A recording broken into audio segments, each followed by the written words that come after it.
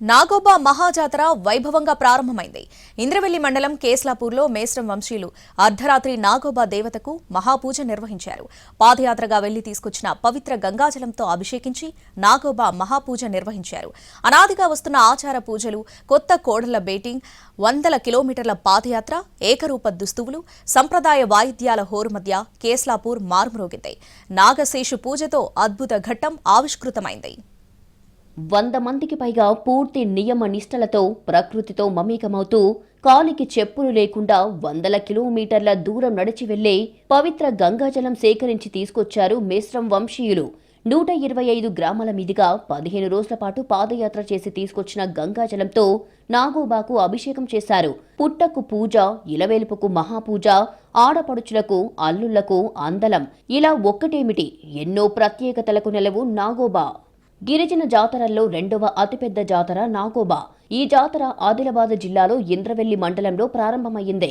కేస్లాపూర్ గ్రామంలో నాగోబా జాతర ఆదివారం అర్ధరాత్రి పుష్యమాస అమావాస్య సందర్భంగా మేస్రం వంశీయులు సంప్రదాయం ప్రకారం నాగోబా దేవతకు నిర్వహించిన మహాపూజతో జాతర ఘట్టం ప్రారంభమైంది.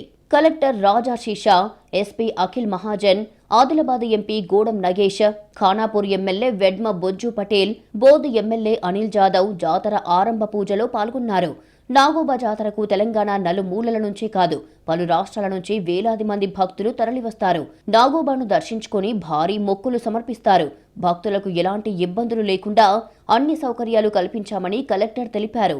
జాతరకు భారీ భద్రతను కల్పించామన్నారు ఎస్పీ. గంగాజలం సేకరించడానికి వారం ముందే ఎడ్ల బండితో మేస్రం వంశీయులు ఉన్న గ్రామాల్లో నాగోబా ప్రచారం నిర్వహించారు.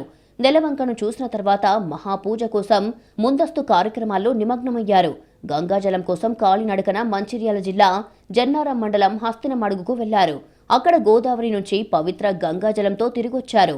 కేస్లాపూర్ మర్రి చెట్టు వద్ద పెద్దల కర్మకాండలు నిర్వహించారు. ఆదివారం కోనేరు నీటిని తీసుకువచ్చి పుట్ట తయారు చేశారు. కొత్త కుండల్లో నీళ్లు తెచ్చి కార్యక్రమాలు పూర్తి చేశారు. రాత్రి పవిత్ర గంగాజలంతో అభిషేకం, మహాపూజ చేశారు.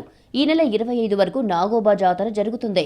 రేపు పెర్సాపేన్, బాన్పేన్, 22న నాగోబా దర్బార్, 23న బేతాల్ పూజ నిర్వహిస్తారు. నాగోబా దర్బార్ సందర్భంగా 22న ఆదిలాబాద్ జిల్లాలోని విద్యా సంస్థలకు సెలవు ప్రకటించారు కలెక్టర్.